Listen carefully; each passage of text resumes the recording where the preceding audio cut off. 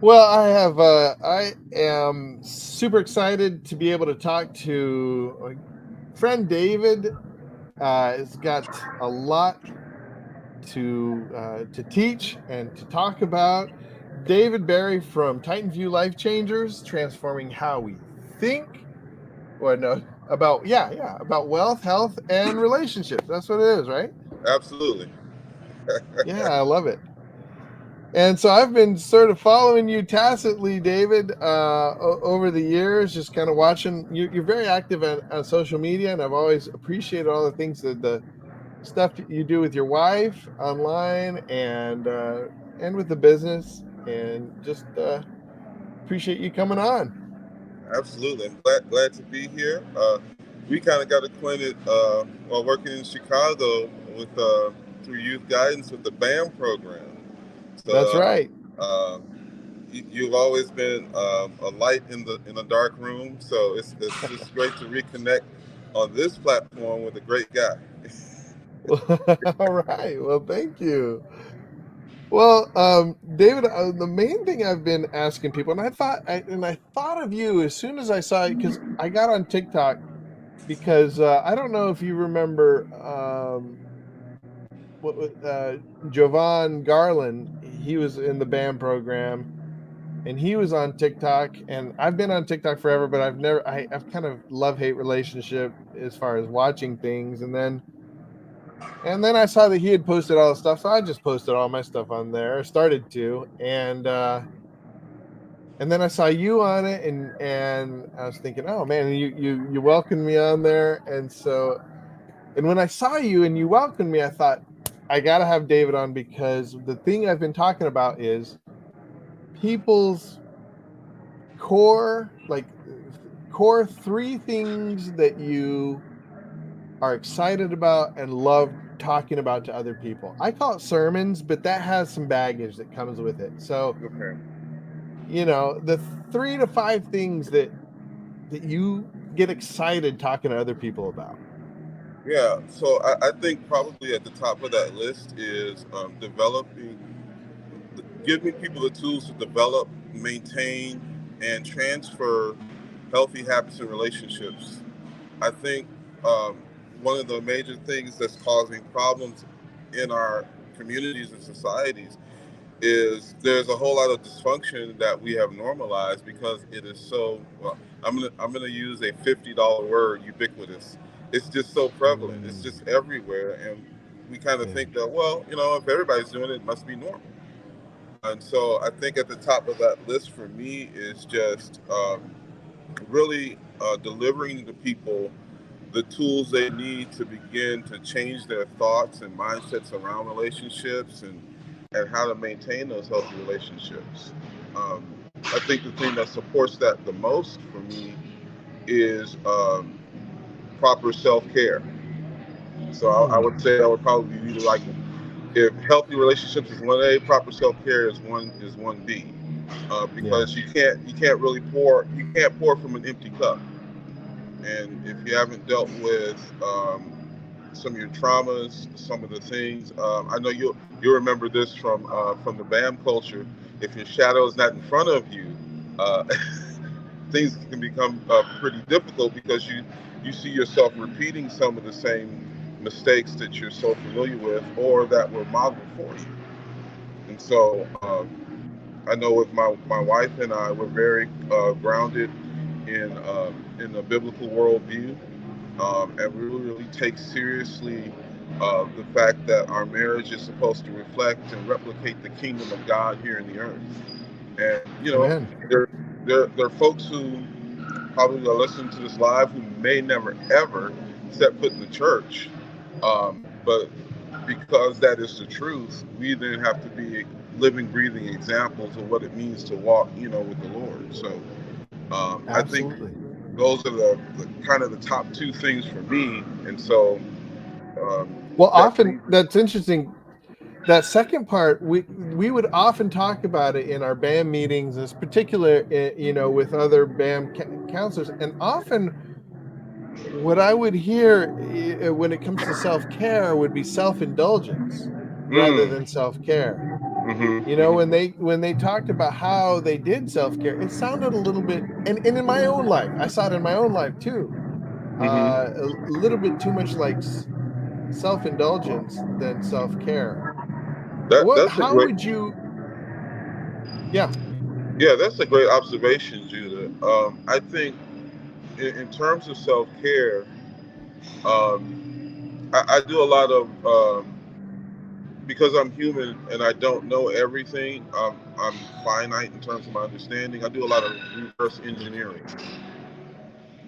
So, ah, so when it comes to self care, if the end goal is to be a better servant to my wife and my family and those around me, I include things in self care that help me do that. So, as opposed to being self indulgent, I'll give you one example. So, yeah, uh, I know from a chemical standpoint, my level of energy, focus, and um, endurance depends a lot on what I put on in my body. So instead of treating myself because maybe I've had a great day in business, and so it means I want to go out, eat a really nice meal at a really nice restaurant, but it's like really late at night. But I know the next day, because I've eaten so late, I'm going to be sluggish that next day. So self care includes for me self discipline, meaning, hey, yeah, if I'm going to be the best I can for the people that depend on me, there's some areas where I have to discipline myself in. that's good. And so that's when I talk about self care, I talk about it from the standpoint of how can I be at my optimal best for service. I Mm. did a one of the bishops in our church, maybe about a decade ago, um, had a nonprofit that was called Fit to Serve. Okay. And the reason I'm chuckling is because I was tasked with working with the pastors in our districts about this very topic. What are we putting in our bodies? When are we putting it in our bodies? And how are we making sure that we're maximizing our potential for service? And for a lot of people, because they didn't take the time to think about what you just presented, self-indulgence versus self-discipline, it was a very interesting 2 or 3 year run. Did you got a lot of pushback, I'm sure. Absolutely, absolutely. Um, because it's I think a lot we have to do, and it's probably one of the issues in our culture today that needs to be addressed. We don't do enough processing about not only the things we hear, but the things that have been modeled for us, and the things you know from a physiological standpoint, we haven't progressed that much, since we were hunting for food. And so a lot of things we put on subconscious autopilot to make it through the day so our brains have the space to actually analyze what we may perceive as a threat. And so we sometimes go through the day on autopilot, even in the area of what we eat. I'm just going to eat this because I need this energy now, or I'm hungry. So, and we don't do a whole lot of planning. Hmm. So, We just just we react rather than, we're not proactive about what we're eating. We just whatever comes up we eat. yeah, yeah, and then now some people may not be ready for this, but then we wonder why we are struggling with certain diseases or chronic ailments. But when you go back to what we are repeatedly putting in our bodies, Yeah. you know, therein lies the answer. So I would Yeah. say, yeah, to your point though about self care being self indulgence, it can mean that if your Mm. end goal is not really being clear about being a servant to those who are around you. Mm. That's excellent. Framing it in terms of, and that sounds like that may be something that you come back to a lot, is being a servant to those around you. That seems like is that something that you come back to a lot? Oh yeah, absolutely. I mean, it's some people are better. Some people don't. Well, let's put it to you like this. Uh, I definitely, through just studying the word and being around other people who cause my call, are able to stretch my thinking. I know that I personally constantly have to keep coming back to that because it's very Mm. easy for me personally to get off track, um, Mm. and then to become that self-indulgent person who is under the guise of self-care and being the best. Now I'm doing this for me. Um, Yeah. so it's very important to have those those touch points where you reconnect with why you're doing what you're doing. Yeah, And that's for some, excellent. yeah, for some people like me, that's every morning. Well, do or you do you do you have like a regimented plan of what you eat? Do you how far ahead do you plan what you're gonna eat and that sort of thing? well, typically for like you know larger things where I'm leading or speaking, I start planning as soon as I have the date on the calendar. But on a daily basis, it's the night before. Hey, um, it's the night before. Here are the things I need to get done today. Typically on like from Saturday evening through Sunday evening, I'm learning now to take seriously the concept of Sabbath.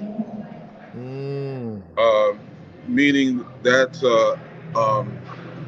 there was a quote by Abraham Lincoln. I can't remember the exact quote, but basically what the quote was saying is, I would rather I would rather take 20 hours to sharpen an axe to do what it needs to do Yeah. than to continuously cut. So for me, Sabbath is a time where you kind of analyze what happened that week, the good, the bad, and the ugly, um, and really take some time to focus on hearing from God.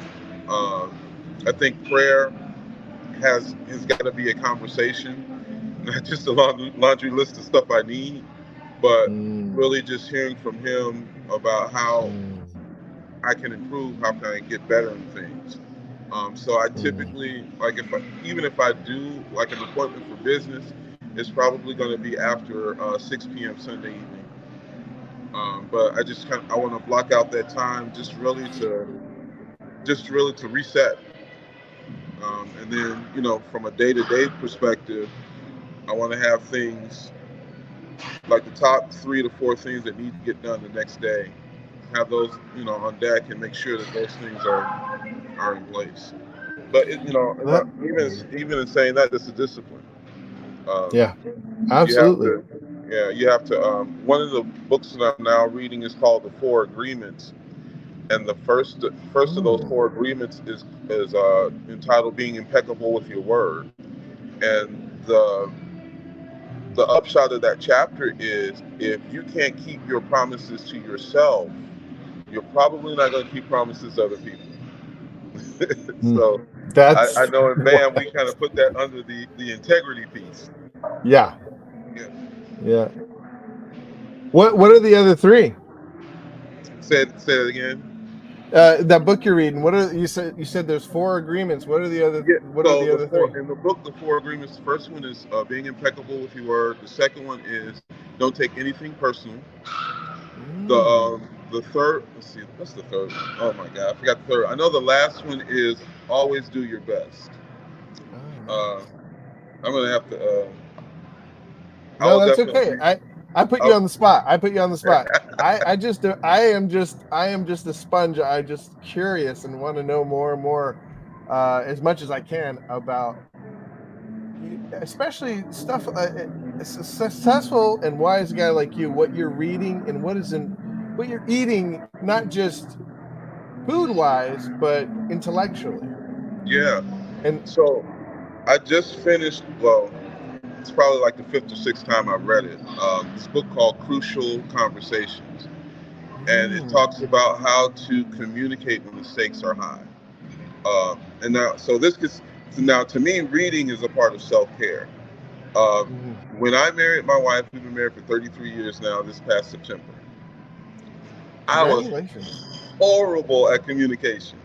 Um, Absolutely horrible because my models in it weren't very good. My wife and I Mm, went to high school together, and she has two younger sisters, but one of them went to high school with us.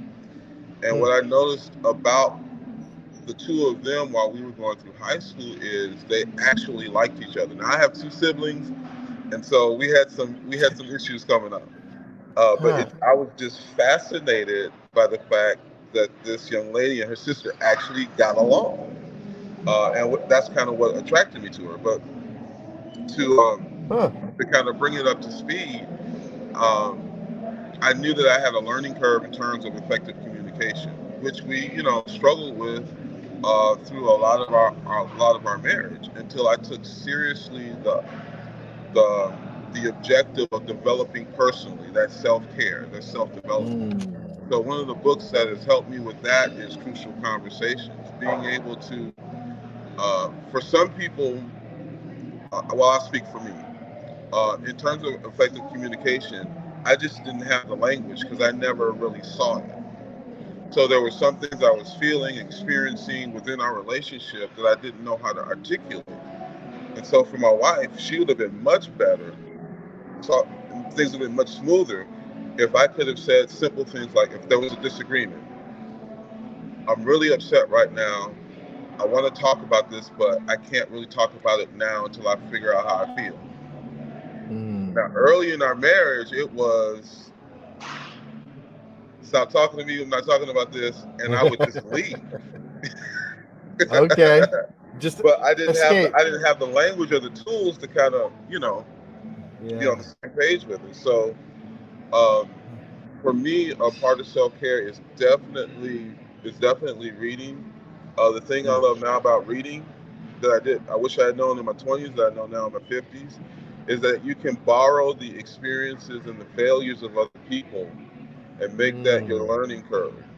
You don't necessarily have to endure certain traumas or difficulties or hardships when you can see, okay, this is how it manifested for this person, and this is how they effectively dealt with it.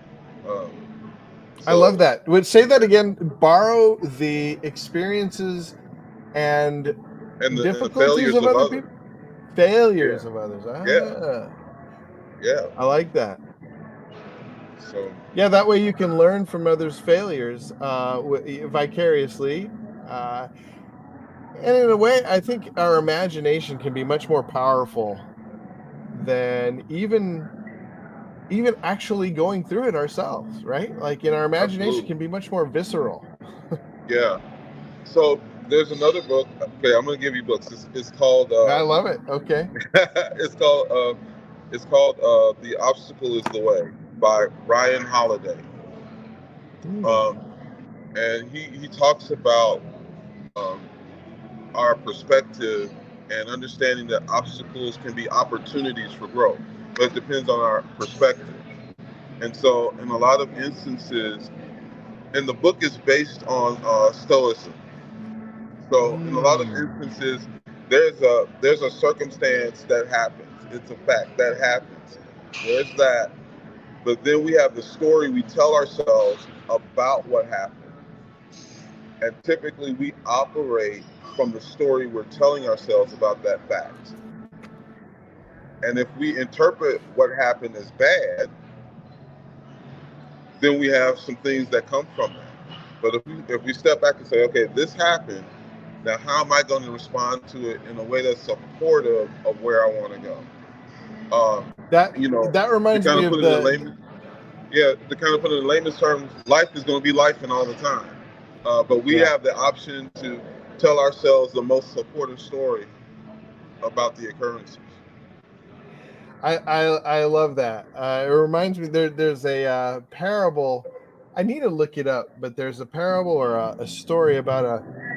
I think it's an Asian parable because it's about an older Asian man who has a son, and things keep happening to him, and he keeps saying, and people are like, "Oh, that's terrible," and he's like, "Well, maybe it is, maybe it isn't." Mm-hmm. And I don't know if I heard this in BAM or not.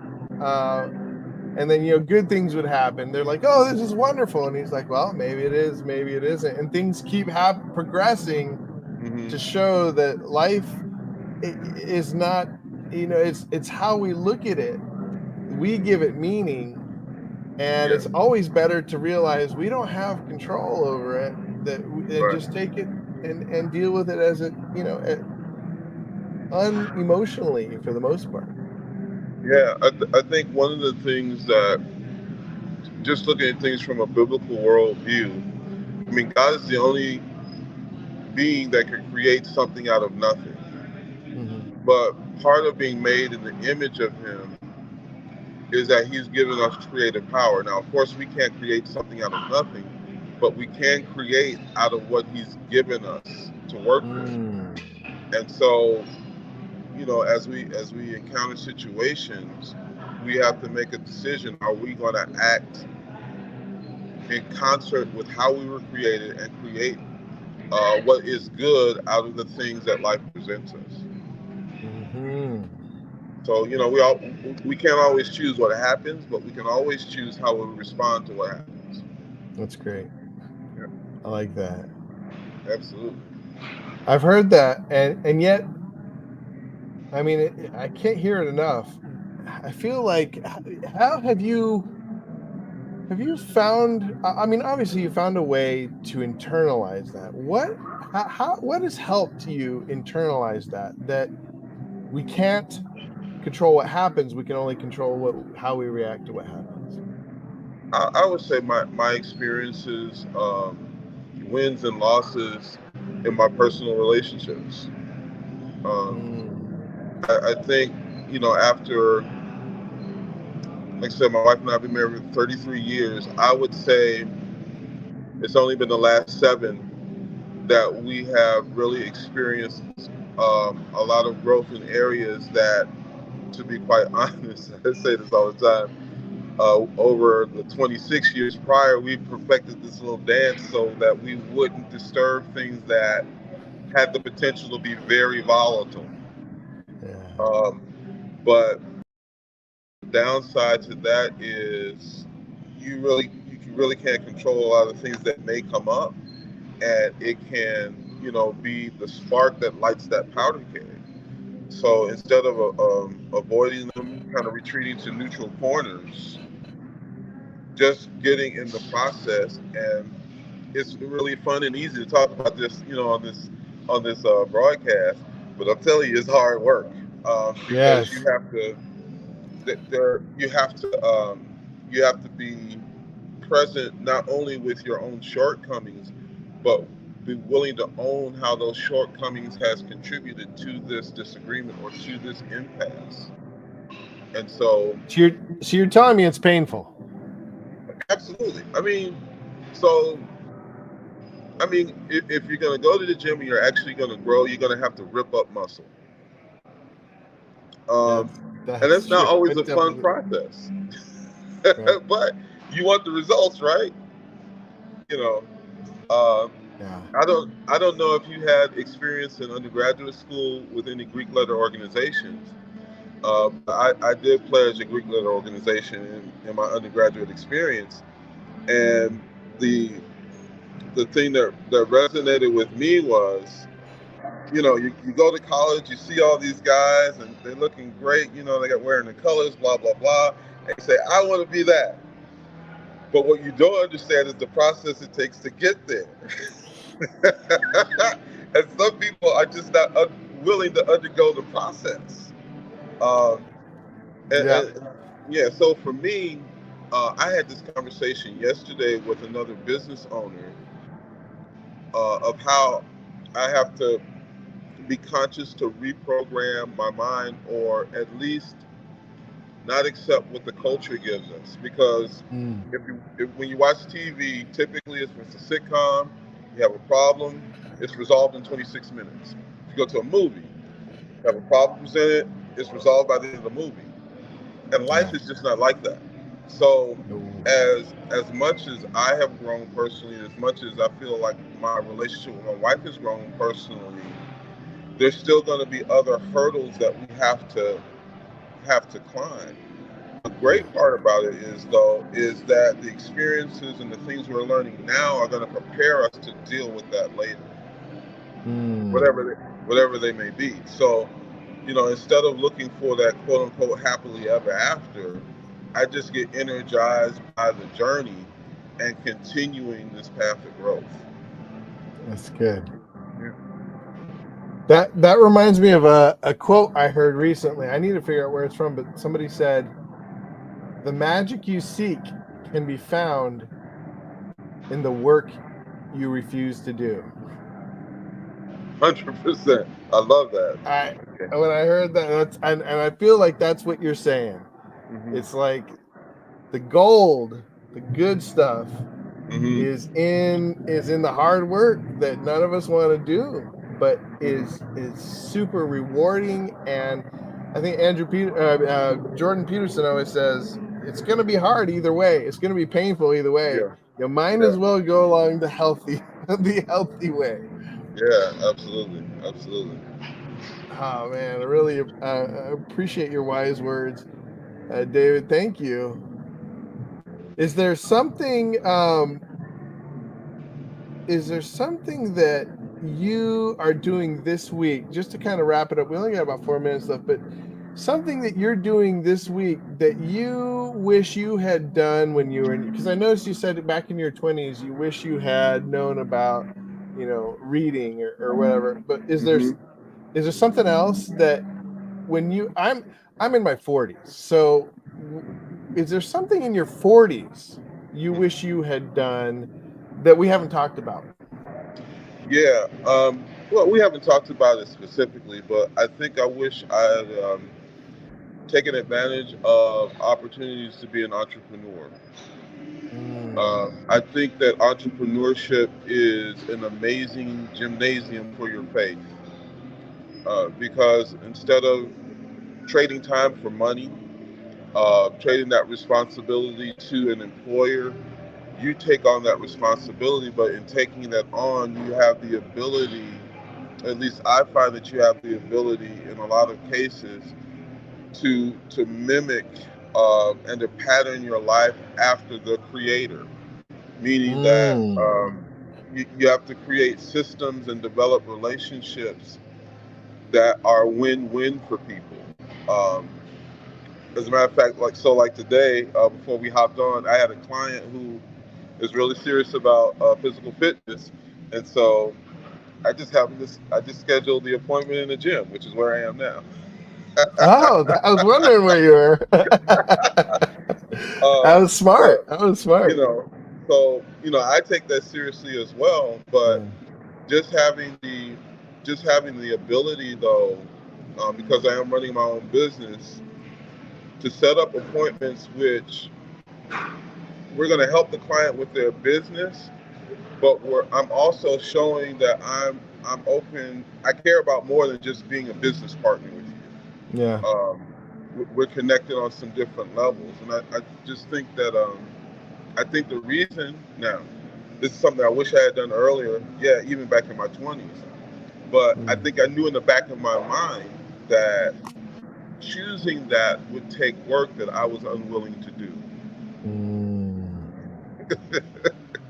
So after a few decades of hitting your head up against a brick wall, like, okay, God, all right, you provided me with an opportunity and a platform, um, to really operate a business that's grounded in biblical principles.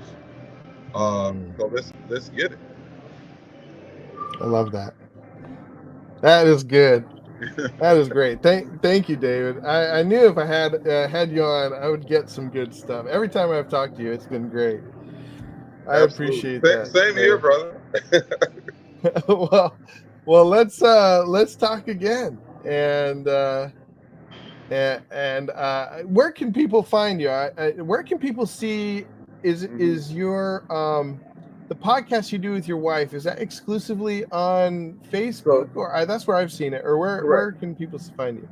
So currently, we do Facebook Live. It's called Marriage Minutes with David and Miriam. We're typically on about 8 p.m. Central Time on Thursday evening. Okay. Um, and then, of course, you can follow me on the TikTok platform. That's Dandrew Okay. underscore Titan View. And then also Dandrew underscore Titan View on the Instagram platform. Um, What is it called? Dan what? Dandrew. So it's Dandrew. All Dandrew right, let me put that. underscore Titan View. Where does that come from, by the way? So that's my first name and middle name. First letter of my first name and my middle name. So Oh, I see. So is this it right here? I'm putting it up here. Dan Drew _ Titan View. yes, Okay, that's where people can find you on Instagram, Twitter, or X, Instagram and TikTok. and TikTok. Instagram and TikTok. And what was the name of the podcast you do with your wife on It's Facebook? called Marriage Minutes with David and Miriam. Marriage Minute. Marriage Minutes with David and Miriam. What's your wife's name again? Miriam, Miriam, just like Moses' sister. There you go. All right, I'll put that up too so people can see that. All right. Well, thank you, brother. Appreciate your wise words. Hopefully, I can have you on regularly. To get that shot of wisdom and inspiration. Absolutely. Appreciate, man, the reconnection. I know you're out east now, right? Awesome. What's that? Just a minute. You're out on the East Coast now, right? Yeah, North Carolina. Okay, awesome. North Carolina. Listen, I am over Chicago winters. So come out to the beach. We have agents in Texas, Georgia, and New York. I'm not too, New York is like this, the same old. So we're looking to build in some places where the weather is warm. That's been the biggest.